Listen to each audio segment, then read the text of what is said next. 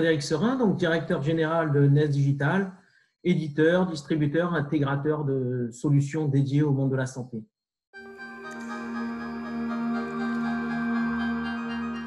Nous sommes solidaires et engagés, c'est les premiers mots qui me viennent en tête. Nous avons besoin aujourd'hui plus que jamais d'être auprès des soignants, de tous les hommes et les femmes qui luttent quotidiennement à résoudre cette crise.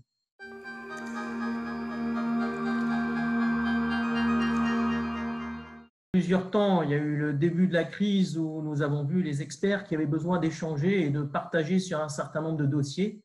Donc, nous avons mis à disposition une plateforme d'échange de télexpertise pour permettre à ces experts d'échanger sur des données sur le Covid. Puis, tout de suite, les professionnels ont alerté sur la submersion de patients qui arrivaient en établissement. Et donc, nous avons essayé de les soutenir en développant des applications permettant aux patients non graves de rester chez eux et d'être suivis à travers un télésuivi sur la pathologie Covid.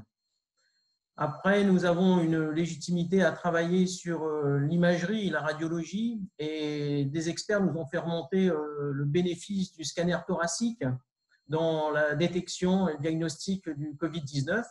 Et donc, tout de suite, avec la SFR, nous avons imaginé la possibilité de créer un projet de base de données nationale pour collationner un certain nombre de scanners et un maximum de scanners pour permettre de faciliter le diagnostic et surtout le suivi.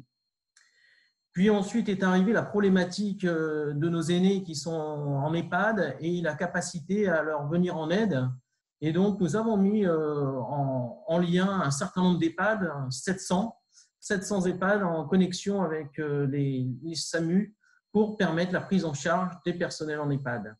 Ça a été relativement complexe car on a dû travailler très très vite et de mettre en place ces applications en France métropolitaine, mais aussi dans les dom-toms, puisque la problématique était mondiale et nous avons essayé de relever cet enjeu.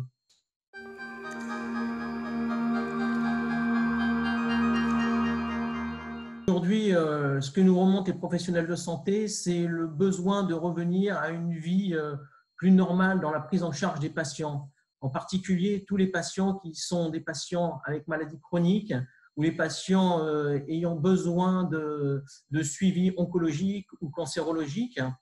Et pour permettre la reprise en charge normale de ces patients, mais peut-être pas de les faire venir tous à l'hôpital, mais de les garder chez eux, nous essayons de participer au développement de la télémédecine dans un cas plus classique.